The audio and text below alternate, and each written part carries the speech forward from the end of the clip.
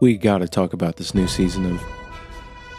Starting off with episode 1, we seem to pick up right after the fight with Conquest. Mark is in some robotic casts, we see all the heroes. We see that the heroes haven't gotten much of a break at all, and with so many of them killed off by Mark variants, no one can quite look at Mark the same. They all seem so tired, especially Mark and Oliver. We also see Mark really going through it. He's been through a lot. His smile is almost non-existent at this point. We can tell that he needs a moment to breathe, but hasn't really gotten a chance to. Tensions rise as we almost see him kill an innocent man that uncontrollably turns into a dinosaur that taunts Mark, telling him that the death and destruction was a good thing. Then he goes to dinner with Eve's parents, which was a bad idea because Eve's grumpy dad is super rude to him, and at one point basically tells him he's gonna get Eve killed and that he should leave her alone if he really loves her. We also see that Eve's powers aren't working as good. They kind of shrug it off, and we cut to the sewers where the Secwoods have been secretly growing in number. I'm not sure if this is intentional, but I noticed that season 1 episode 4 first featured the Secwoods, and now they make a full return season 4 episode 1, which is kind of cool. The Guardians are sent to fight them, but Mark is busy fighting another villain. There we see Eve's powers actually fail her for the first time.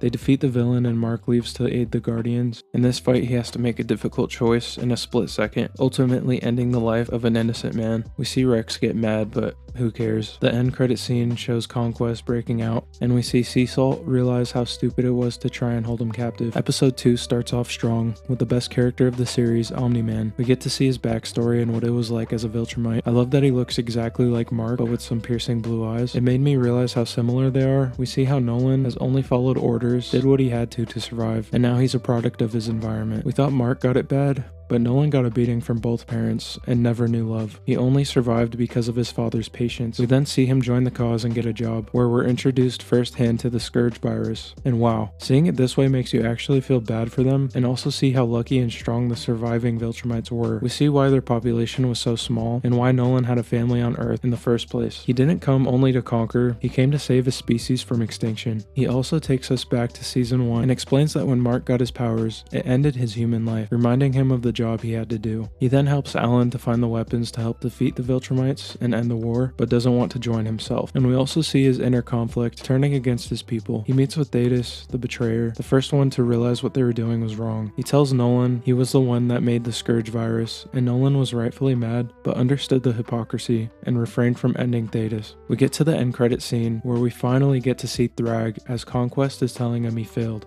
Episode 3 was alright, funny but a little confusing. Old dragon dude sent Magneto Ninja to get Titan. He almost hurts Titan's family, and Titan loses it when he finally gets hold of him. Anyone who played rock, paper, scissors growing up knew how this fight was going to end. Titan ends Magneto Ninja, telling him not to mess with his family. We also get Sinclair trying to apologize to Mark, and Mark basically just tells him to get out. The scene kind of felt out of character for both of them, but now that I think of it, the Mark in season 4 probably would have taken him out for good, but either way, his reanimin did save lives that would have been taken by Mark's own variants. He's trying to make up for his mistakes, so that's why I feel like he could have just forgiven him. We then see the Flaxons invade again. Didn't Omni-Man completely wipe them out? Why are they back? We see how strong that old guy is, and the battle ends with Monster Girl and Rex getting trapped in the Flaxon dimension. Titan ends up hiring Invincible to work for him, but Oliver goes instead. Titan initially doesn't want Oliver's help since he needed Invincible, but then Oliver persuades him by lifting a desk. Somehow that was enough. Oliver ends up getting beat up pretty bad by the dragon and calls Eve for help. Mark goes over, beats up the dragon, and the old dude tells Baymax to grab his body and they dip. Mark and Oliver start to fly away when Titan yells at Oliver, saying this isn't over. He learned in that moment that sometimes it's better to take your loss and walk away, because Invincible turned around immediately and gave him the same exact treatment we seen him give to Magneto Ninja. But luckily for him, Oliver talked Mark down, saving his life. The end credit scene reveals the reason Eve's powers aren't working. She's pregnant. And then we get to the worst episode of Invincible, episode 4, a complete filler episode where Mark goes to hell and teams up with Satan to fight lava. This episode was horrible, full of nihilism. Damien tells Mark that the demons are actually the good guys and that heaven doesn't exist at all. At one point in the episode, the Dark Blood clan bows to Satan,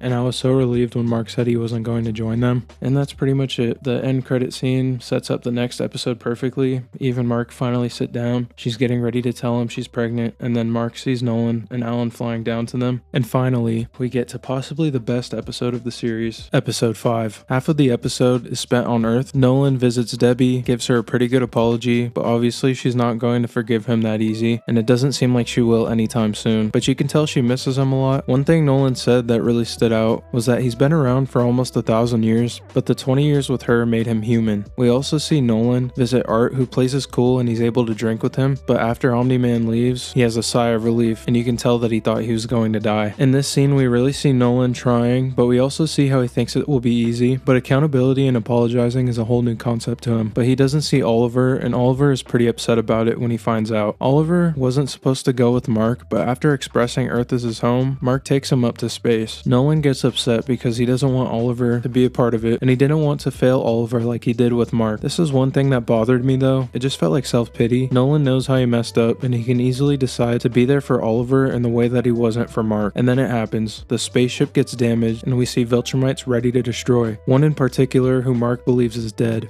Conquest. I didn't think it could get worse than the Conquest fight from Season 3, but I was wrong. And in Conquest fashion, he comes back to outdo himself. I thought the first fight was brutal and all out, but their second fight went off the scale. And I can't forget how uncomfortable the dialogue made the first encounter feel, but at the time, I didn't know how much it was saving us, because this time around, there were barely any words between them, which only made it that much more uncomfortable and intense. I almost didn't want to watch. Just seeing Conquest slowly pulling out Mark's intestines made my stomach start to hurt. It really felt too gruesome to bear at times. And to end it right after, making us sit with that, you really have to admire Mark's willpower in this fight, holding on for dear life to end Conquest while getting obliterated. It really shows how much he's went through. Going for the kill off rip shows he's not willing to take any more chances, and I'm here for it. But now that we've gotten that out the way, I couldn't help but think it would have been better for him to try to fight him. I think he could have probably beat him by himself, but with the help of Omni-Man, I don't think Conquest stood a chance. That would have been a cool fight to see, but I totally understand why Mark couldn't wait. I just hated to see him get that kind of trauma, physically and mentally. And how are they even going to put him back together? If episode 5 was this good, I can't wait to see these last 3, because these covers alone look insane. We got Tech Jacket, then we got Battle Beast in the middle of a fight with blood all around him, and finally we get Grand Regent Thrag flying into the scene. But yeah, that's it for this recap. Let me know what you guys think of this new season, what your favorite moments are, and if there's anything you want me to dive deep on here, let me know. Other than that, you've already made it this far, so consider liking and subscribing, and thank you for watching. Peace.